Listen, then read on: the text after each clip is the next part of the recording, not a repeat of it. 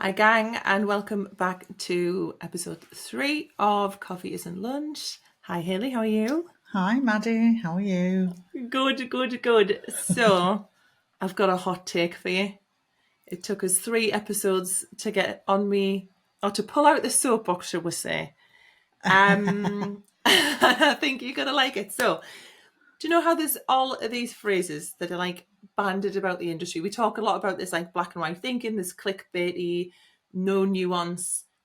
People just say these things and then they become repeated. So, and there are ones that I know that we take umbrage with. One of them that I don't like in the pricing world is charge your worth. Maybe we can have an episode about why I don't like that. But We should. Let's write that down. yeah, there is one phrase that I am seeing a lot, and I want to ask you about it. I feel like it's going to be one that annoys me, isn't it? Yeah, and if you're watching this on YouTube where you can see Coffee Isn't Lunch Unfiltered, you'll get to see Hayley's reaction. Hayley, we are unpaid therapists. I just find that the worst. So, Do you know? Yeah, go on. I was going to say, take a minute to just decompress and not smash the house up and make sure Barbara and Janet are okay. I really, really desperately want to know your opinion on this because you are an actual qualified therapist. Obviously, there's lots of people doing work in the mental health space, which we love to see. But my worry is that a lot of the focus is on the client's mental health. Not that that's Yes. a bad thing, but what I would like to ask you about is how does a hairdresser, beauty therapist, barber, whatever they do, how does someone support a client in their mental health challenges if they are hanging on by a thread? You don't, is my quick answer to that. I would highly recommend that you don't even attempt that. Yeah. I just think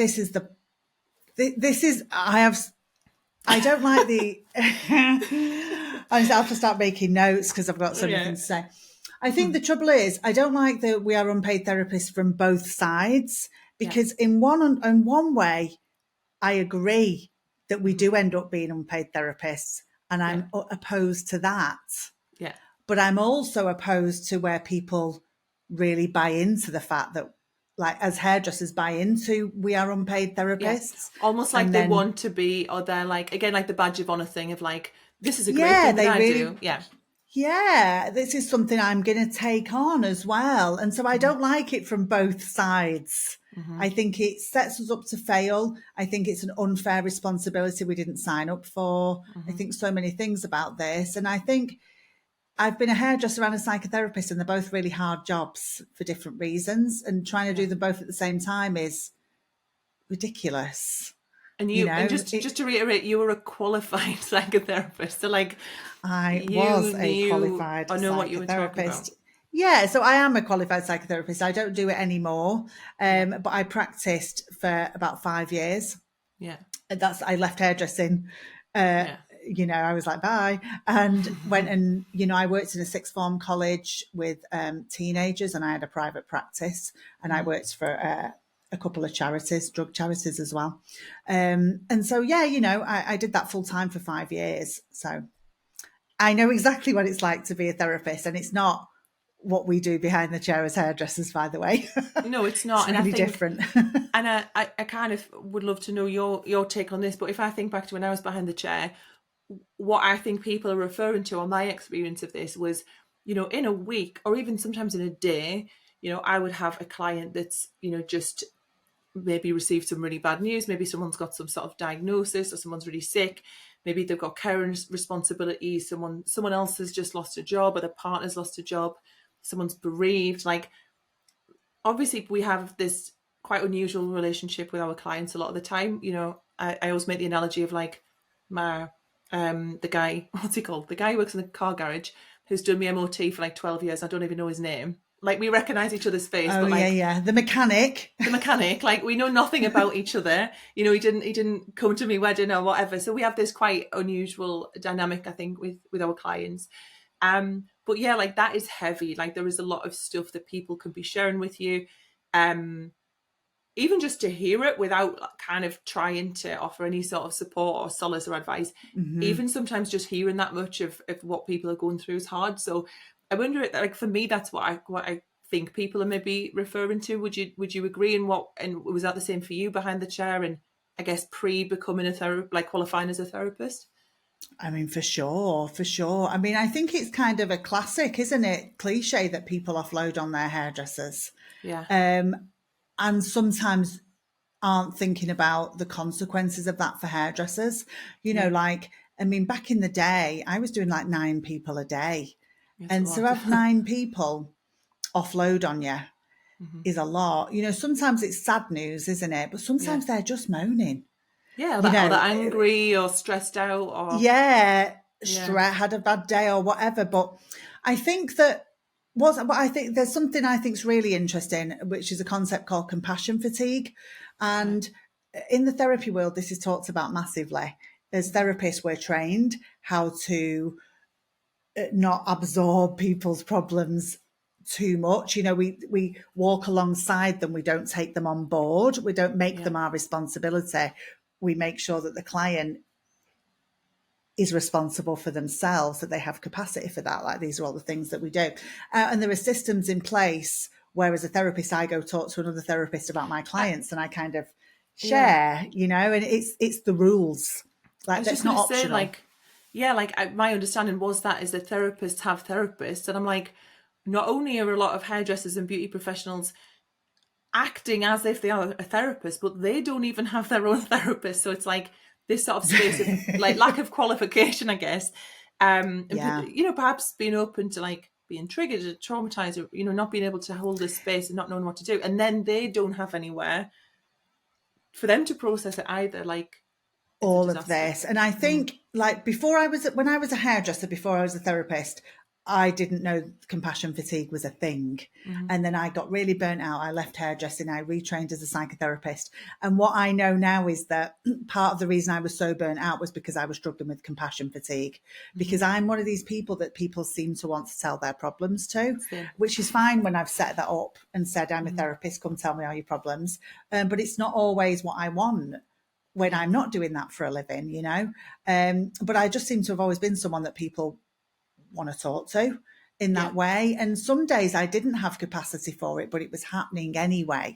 Mm-hmm. And I think it's a twofold problem, really, because I think there's a lot of hairdressers out there who haven't got capacity sometimes to listen to client sadness. And I also think if hairdressers are out there thinking of themselves as therapists, Mm-hmm. that can be a problem. You could be Yeah. causing harm, Yeah. And messing where you don't know. There's one yeah. thing listening, Mm-hmm. but when you start giving advice and stuff, and I'm like, ooh, Yeah. I'd be cautious. I'd be There's cautious with that. But it can make people feel really good, Maddie. Yeah, because I it puts think for them some into this people, like you know, I'm saving this person, I'm rescuing this person, um all of these sorts of dynamics. And there's something I was just going to ask you, let me remember what it was. Compassion fatigue, so I'd not heard that phrase before. Can you tell us what that might look or feel like what are the signs of that? How might you start to think this is maybe what this thing is? it looks a bit like burnout, which is Mm-hmm. why I think it's blurry in the hairdressing world, because I think we're well versed in burnout and hairdressers will often say, I'm really burnt out. But I think compassion fatigue is on that pile often Yeah. and contributing. And it looks like burnout in lots of ways. You're Mm-hmm. exhausted, overwhelmed, you can't take on any more. It shows up maybe like you just don't want to go to work. Mm-hmm. I can't do the chat anymore. Like, so often people come to me for burnout coaching and they'll say to me, I just can't do the chat anymore. Mm-hmm. It's like, and I remember thinking when I was hairdressing, I want to do wigs because they don't Yeah. talk back. Or you want to And I do just thought, people who've passed away, you want to go and do their hair up, you know, in the funeral home. silent Ideal. appointments, all of that would be a joy. Wouldn't it be Yeah. nice? Because I think what's funny is the clients get to choose a silent appointment. I'm like, what about the hairdressers? Can we Yeah. Oh choose one my every now God, and let's again? make that a thing. I choose silence. Yeah. I just chose that quite a lot. And I think I was getting really worn down. I wanted to just do wigs because I Mm. enjoyed the colouring. If you're watching on video, Mm-hmm. I'm Pretend to miming colour. this. I liked doing the hair, but I didn't like the extra weight of having these heavy conversations on top. Mm-hmm. And I felt that was happening to me more and more. Mm-hmm. And I think in some ways I'd created a culture where that was okay. Yeah. Uh, and maybe it was okay when I set it up, but it wasn't okay a few years later when every client was offloading on me and I'd gotten really worn out and maybe things were happening in my life. Yeah. Um, Like, so, yeah, I think it's complicated though, because I feel like this is what I think about this. So many things. As a therapist, you make an agreement with someone that they can come and tell you their problems. mm-hmm. That's the deal. That's the contract. As a Yeah. hairdresser, I made a contract that I would make your hair look nice. Yeah. I didn't make a contract that you could come and offload on me. It's like an unspoken contract though, because Yeah. it happens and Yeah. we all know it happens. Mm-hmm. Everybody does, but no one's really asking if it's okay. Do you know what I Yeah. mean? It's like this Totally. Yeah. responsibility that's tacked on and we've all agreed to it, but not really. Yeah. Like, I've even And seen, it's, I have a whole thing on people like justifying the prices anyway, like full stop. But I've even seen people like adding this in on their social media to their clients, being like, what you don't see in my prices. And, they'll do like gas, electricity, rates, music license. And then they'll be like, unpaid therapist. And I'm like, the fact that they're actually like actively calling themselves that. And just back to your previous point where you sort of said, you had a moment of like responsibility of like, maybe I've created this culture like unknowingly. And but mm-hmm. I wonder if you've got anything to say about that, like how do people kind of unknowingly set this up for themselves? I think this is really common, and I talk about this a lot in my one-to-ones with people. Mm-hmm. And I think this happens a lot when people work on their own as well. Like if you've got a small studio and you work on your own. Yeah. I'll answer your question though about why I did it. Yeah. I was bored. I was Yeah. bored, Maddie. I was bored, and I was looking for a bit more depth in my life. Mm-hmm. And I decided to find that by having deeper conversations with my clients. Mm-hmm. I'd known them for years, so it wasn't that hard. They were up for it. And so I decided to really, I didn't consciously decide this, but in hindsight, I see what I did.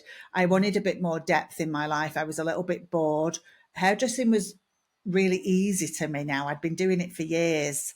And what I see was I needed a new challenge and I needed more interest in my life. And instead of doing something really smart, like going finding some deeper conversations in my personal life Mm-hmm. and or learning something new, I thought, well, I'm always at work.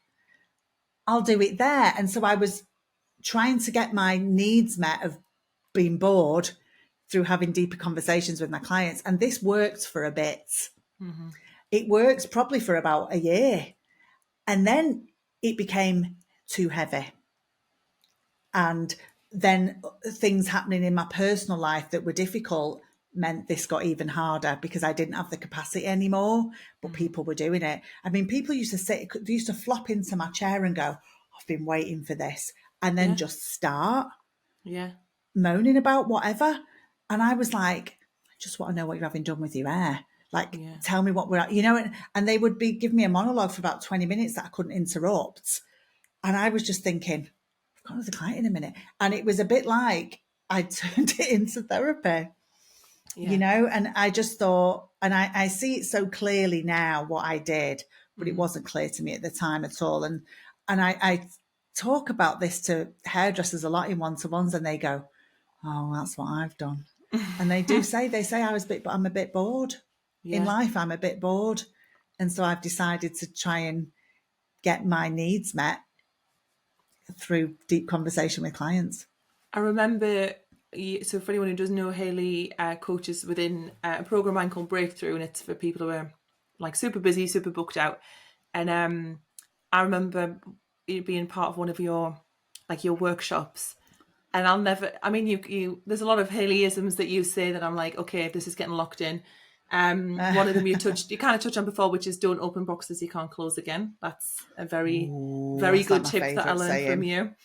And the other one, just off the back of this, is kind of around the need of being bored, but also around meeting the need of friends. Do you know when people become like very over familiar with a client? And I remember you saying to someone, is this a need that you're meeting that really you need to be meeting outside, like in real Yeah. life? Yeah. Because I Do you think need more sometimes, friends? yeah, like sometimes it is boredom. Sometimes, like we're humans, we crave connection, we crave intimacy, and if we're not getting that at home, or our friends have moved away, or if you're just so busy at work that that kind of becomes your only place to have that. In the same way that I'm the same as you. Jesus, I get in a taxi and he's telling me about his divorce within like 30 seconds. We must just have that, like the vibe. Yeah, it's like what needs are we trying to meet, and is it appropriate to be meeting them in work, in the business? And I guess what is the long-term consequence? Like you said, that when things became challenging in your personal life, that must have been incredibly hard, and we're all human, so there's all going to be times that we just have no capacity, or we need someone, we need to be the one who is like being supported through something. And I don't know about you, but I've felt like snappy, or you just want to shake them and go, if only you knew what was going on with me, and things like that. But it's almost like you're so far down that path, like how do you get back? Like, because you're recreating the dynamic at that point that's so entrenched. It's really hard. It's really hard. I'm going to answer the last question there, and then you'll have to remind me if there was an earlier question, Maddie, because my brain can't remember all of that. But how I think I would go about changing this culture, if you know you've created it, is you have, this is what I say to people, it's really simple, it might sound silly, is you need conversation starters. You need Yeah. topics that you are going to talk about that are lighter. And so I always think things like Strictly is great. Strictly, Yeah. end of the year, you got a good 16 weeks there of chatting about Strictly. And I remember actually watching a reality show once just so I could talk about it with my clients because It's like the Love everybody wanted Island to talk thing. about it. Yeah. Love Island. Yeah. I used to watch Love Island so I could talk to the assistants about it. Yeah, the But then young I ones. got sucked in because they loved it. And then they used to Yeah. like it because I wanted to talk to them about it. But I think find something common to connect with people about, and have it close to hand, like you've thought about it in advance.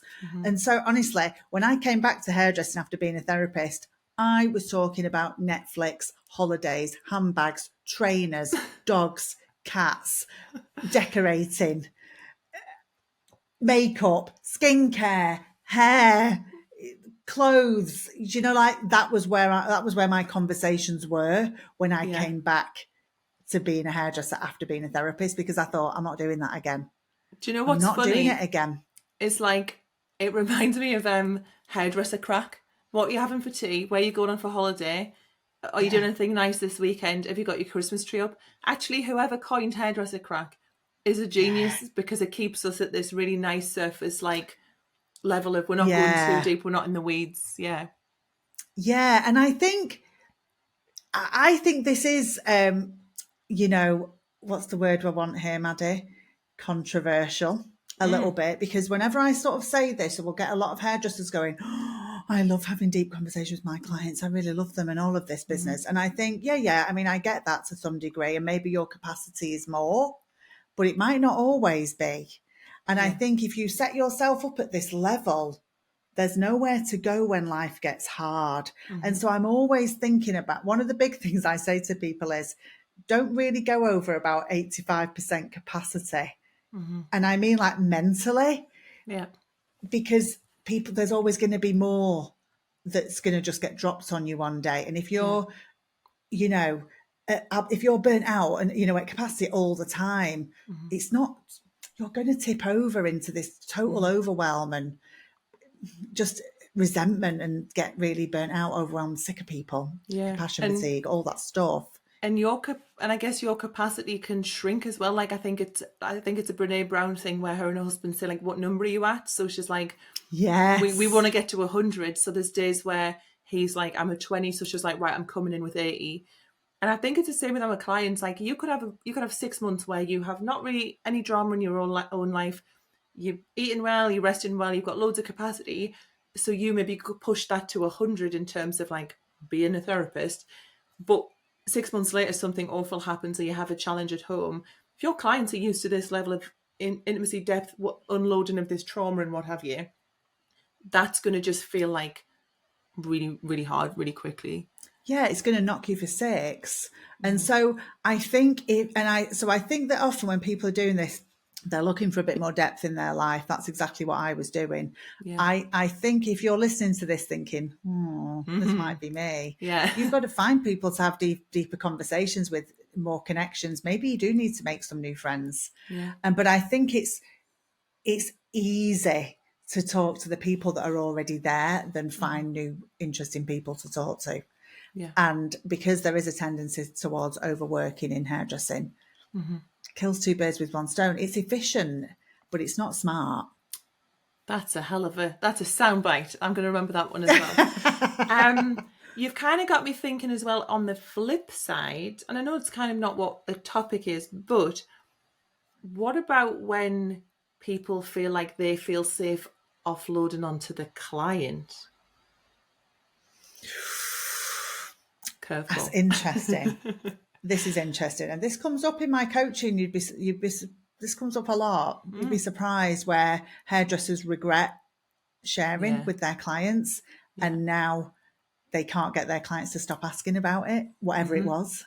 Yeah. And I always think, if you're going to share it, do you want someone to ask you about this 6 months later? Because they will be doing. Because you know, like when you go on holiday as a hairdresser and you wish you'd never been, because you just think, I can't answer another question about my holiday. Yeah. Especially like for months later. How was Greece? Oh, it was all right. Especially when it's something really hard. Like I went through a really, really difficult like professional situation in the dissolution of a partnership. And that's all I'll speak about it, but it was really, really hard for a really long time. And honestly, I felt like by the time it was kind of wrapping up, I joked to my team and I was like, we need to just get all of the key points on like a laminated piece of paper and just hand it to people and be like, here's the answers. I know you're all going to ask me. And because my cycle of clients was like 12 weeks doing extensions, I had 12 full weeks of talking about this. I was in an accident where a salon collapsed. And because people knew about that, like people asked me all the time and it was just so hard. And I was in therapy and all this. And it was so hard to like, you almost just had a script where you're just like, yeah, this is what happened. This is what happened. And really difficult. And it's having to revisit. Yeah, it makes it harder to process. Exactly that. You're having to revisit this thing that you shared over and over, and you really might not want to. And people are just being nice, asking. Yeah, they may be trying to take care of you, going, how's that, Maddie? They're trying to show they care, whereas you've had enough. And I think there's something about having work to escape to sometimes. And if you've brought your home life in, and vice versa, where do you escape when it all becomes such a big blurry mess? Where do you find a break from things? And so I'm kind of a fan. I say to my clients sometimes when they've got stuff going on, obviously all my clients are hairdressers, they go, what shall I do? And I say, don't talk about this at work. Have work as your escape. Go talk about Netflix with your clients or whatever, so you can have a break from this personal trauma that's going on. Don't process it with all your clients. No. You've got to find ways to get, it's like we said, Maddie, you've got to find ways to get your needs met, not at work. I mean, in therapy, they say, don't get your needs met through your clients. Which makes more sense. No, don't get your needs met through your clients as a therapist. But I think hairdressers are doing it a lot. But it's just needs for connection, boredom, interest, drama. Oh yeah, because sometimes we love the drama. Go and look in a Facebook group for 20 minutes. You'll get all the drama that you need. You rarely see me in one. No, lurking. I have a couple of mates who are in, I don't know why, but they're in my Facebook group. Not in the industry at all, but they're like, oh, I love it. It's like seeing behind the curtain. And that's going to take me actually. I go into your group when I'm tagged. I get tagged every now and again. It's like, you can solve this problem. I'll come and solve that problem and then I'm out of there again. You've given some really helpful advice, I think, really helpful things to ponder on. Are there any other things that you want to share with people who maybe are listening thinking, oh shit, this is me, or this, like maybe who are having that realization? I mean, I think there's a few things I would like people to remember. But also, I mean, I've had a couple of trauma therapists in my membership recently, interviewing them about what people can do around vicarious trauma, compassion fatigue, which is basically taking on other people's stuff. And they had some really interesting answers as well. And so I'll share a couple of those with you as well. But they were saying things like, and I really like this actually, finding rituals after every client and at the end of the day to sort of try and let go. And I'm a big fan of metaphor. Therapists love it. But I think it's a really good way to get things in your head. And it can be just things like washing your hands between every client and being like, right, I'm letting go of them now and making done. space for the next one, instead of it all just sticking to you. And then by the end of the day, you're just totally bogged down. And that will work really well for some people. I mean, it's not the whole answer, but I think this would help me. This would have helped me. Same, yeah. When if I could have just thought, I can let go of Debbie's divorce now, and I'm going to make way for Karen. And then, you know, something big at the end of the day, you know, on your way home where you let go. So I think these rituals and stuff can be really helpful. I want to leave people with this. There's a couple of things I want to say is make sure you're looking after yourself, because clients are always going to be dumping on you. And, you know, you can try and turn that culture around if this really speaks to you, but make sure you've got capacity for it. You can't just have capacity for 4 balayages. You've got to have capacity for 4 balayages and a load of chat. And I think we don't do that. We don't not at all, no. Save the energy for that. That's not what we're thinking about. It's this unspoken deal that we have that we're going to do it. And so I think, I mean, obviously I say this endlessly to hairdressers, you've got to look after yourself probably a lot more than you are doing to be able to cope with all of this and not end up in the burnout cycle and the compassion fatigue. But I also really want to say this, to people who feel guilty that they should be helping their clients more, people who are going home and worrying about Karen and, you know, what's she going to do about this, is that know where your responsibility ends. You know, people might treat you as a therapist and offload, but they don't really think you're a therapist. They think you're a sounding board. They're not expecting you to fix their problems. They're really just sounding off. And so you need to know that, you know, as long as Karen is a fully functioning adult, she's got capacity to go and sort her problems out. Maybe your job is to listen. I mean, I don't think it should be entirely our job to listen to people's problems all day as hairdressers, but again, that's a big culture to turn around. But I think it's not your responsibility. And I think it's really good to remind yourself of that. And then the last thing, we have a saying in the therapy world, and the number one rule for therapists is do no harm. And we say this over and over again, you know, because sometimes when you're talking to clients who are traumatized and they're telling you about all sorts of stuff, and you think, oh, God, did I say the right thing? And this is what we talk to our supervisors about is, I said this, do you think was this? And it's like, as long as you didn't do any harm, it will be okay. You never really know, but don't stay silly shit. You know, and I really think for those people who maybe like leaning into the unpaid therapist, make sure that you're not opening boxes you can't close. And I think with therapists, today's my 2-year therapy anniversary, by the way, so I'm going to go and have some cake. Congratulations. And I nearly turned up to my appointment with the birthday hat on.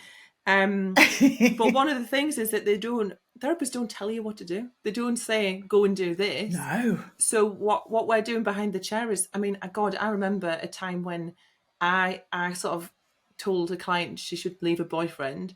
As it happened, it did pan out really well because he was an absolute arsehole. And she was lovely, and I'd just seen this pattern, and I was just like, kind of share an observation, and this.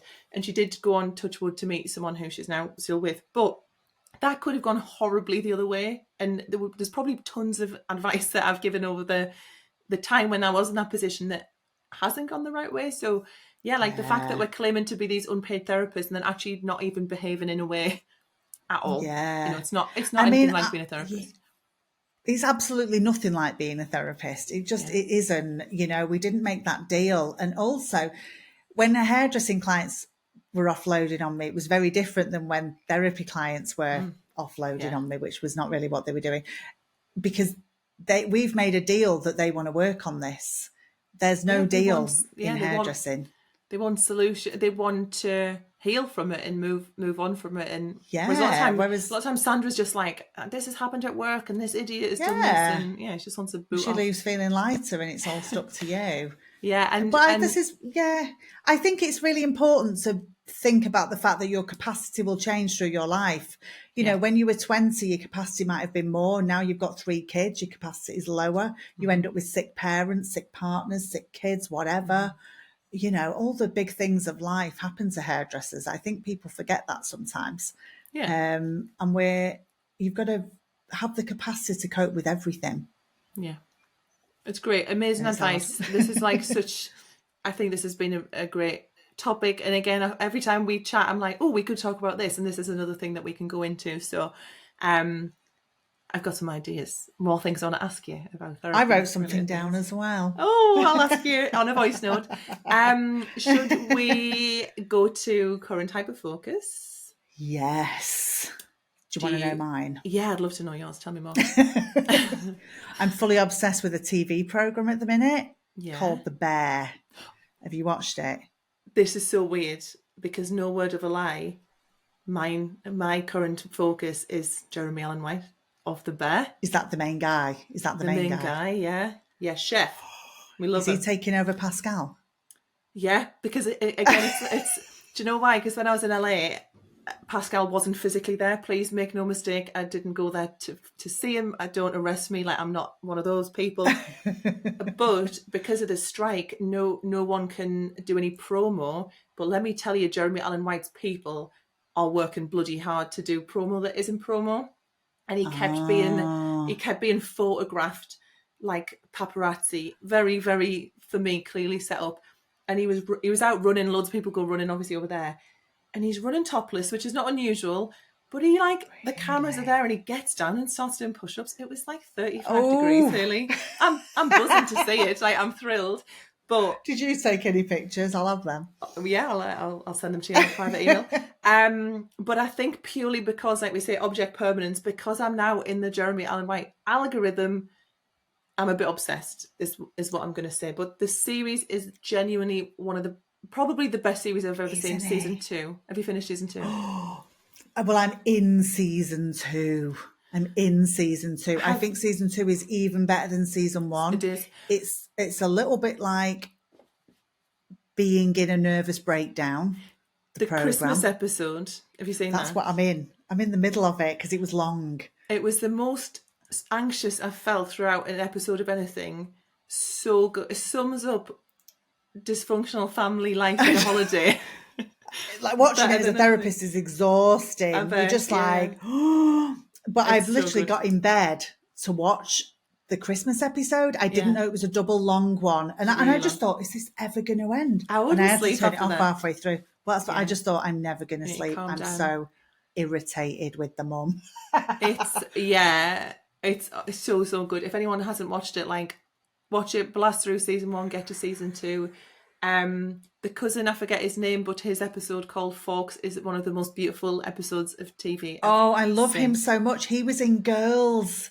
Oh, that's where I know him from. Yeah, he's from Girls. He dated Marnie. He was really annoying in it. He does really well at playing annoying people that you actually feel a bit bad for. I think his character arc's been phenomenal. Honestly, like, I'm going to go back and watch it again, mainly so I can watching it for the plot. Wink. AKA everyone's favourite small king, yes, chef. Well, I'm buzzing that we've had a matching hyperfocus. That's really cool. I know, we've not even had a conversation about that elsewhere. Honestly, that's my plan, is to bosh the rest of it in later. So we'll keep us posted, and we'll talk about that more, Maddie, in the voice notes. Yeah, wonderful. Thank you so much. I've really, really enjoyed this. It's so nice to hear your perspective. Yeah, me too. Amazing. Thanks for bringing this one up. It's been good. Wonderful. I'll have to See find a new hot topic, hot take for another episode. Right, I'll catch you later. Thank you, folks. Catch you in the next episode. See you next week. Bye. Thanks for watching. If you enjoyed this episode, please like and subscribe, and don't forget to leave your thoughts in the comments. Please support those who support us and check out Timely, who we recommend as our favourite booking system for you. New customers can get 50% off their first 3 months with the code COFFEE50.